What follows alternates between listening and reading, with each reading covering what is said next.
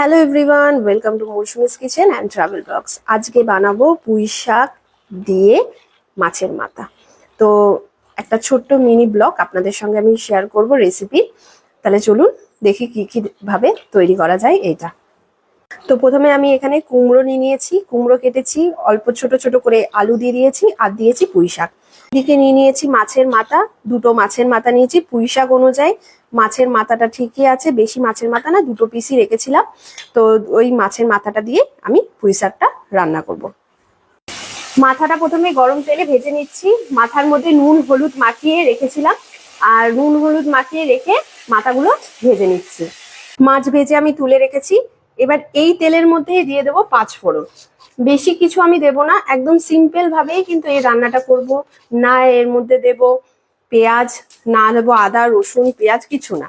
এই 5 ফোড়ন দিয়ে একটু নেড়ে চেড়ে নিচ্ছি। নিয়ে এবার আমি দিয়ে দেবো পুঁই শাকগুলো। 5 ফোড়ন দিয়ে একটু নেড়ে নিয়ে এবার পুঁই শাকগুলো এর মধ্যে দিয়ে দিচ্ছি। এবার নেড়ে নিচ্ছি। শাকের মধ্যে দিয়ে দিচ্ছি স্বাদ মতন লবণ। লবণ দিয়ে আবার নেড়ে নেব আমি। কড়াইটা ঢেকে দিচ্ছি। একদম সিম্পল ভাবে রান্না করব, পেঁয়াজ দেব না, আদা দেব না, রসুন দেব না। এটা আমার শাশুড়ির রেসিপি, আজকে আপনাদের সঙ্গে শেয়ার করছি। 5 ফোড়ন দিয়ে পুঁই শাক দিয়ে মাছের মাথা। এইভাবে সিম্পল রান্না আপনারা যদি করতে চান অবশ্যই বাড়িতে করবেন।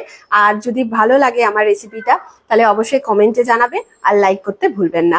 একদম সিম্পল ইজি স্টেপ, মানে খুব তাড়াতাড়ি করা হয়ে যায় রান্নাটা, আর কোনো রকম ঝামেলা ছাড়াই, কোনো কিছু কাটাকুটি ছাড়াই, শুধু কিন্তু গন্ধও লাগে না, কোনো মাছের কোনো মাথার কোনো গন্ধ নেই, সবকিছু কিন্তু এমনিতে টেস্টি হয়। এবার ঢাকনা খুলে একটু নেড়ে নেবো। আর পুঁই শাক থেকে অনেক জলও বেরিয়ে এসছে, আর তার সঙ্গে দুটো কাঁচা লঙ্কাও দিয়ে দিলাম। এবার আমি মাছের মাথাগুলোও কিন্তু দিয়ে দেবো পুঁই শাকের মধ্যে। একটু নেড়ে নিয়ে এবার এর মধ্যে দিয়ে দিচ্ছি মাছের মাথা দুটো।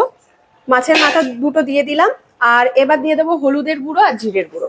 হলুদের গুঁড়ো দিয়ে দিলাম প্রথমে, তারপরে দিয়ে দিচ্ছি সামান্য পরিমাণ জিরের গুঁড়ো, কারণ শাক তো বেশি বেশি লাগে না, জিরের গুঁড়ো বেশি লাগে না।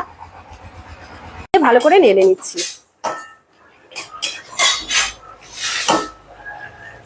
আমার তো এরকম রেসিপি খেতে খুব ভালো লাগে। এরকম পুঁই শাক দিয়ে মাছের মাথা রান্না করে খেতে ভাত দিয়ে খুব দারুণ লাগে।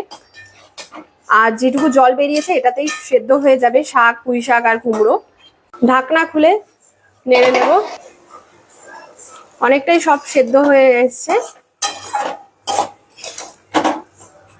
পুঁই শাকের ডাঁটাও সেদ্ধ হয়ে গেছে। এবার এর মধ্যে দিয়ে দেবো চিনি। পুঁই শাকে মিষ্টি না দিলে ভালো লাগে না, সত্যি কথা। পুঁই শাকে একটু চিনি দিতে হয়, লাস্টে চিনি দিয়ে দিলাম। দিয়ে নেড়ে দেবো। একদম সিম্পল ভাবে রান্না।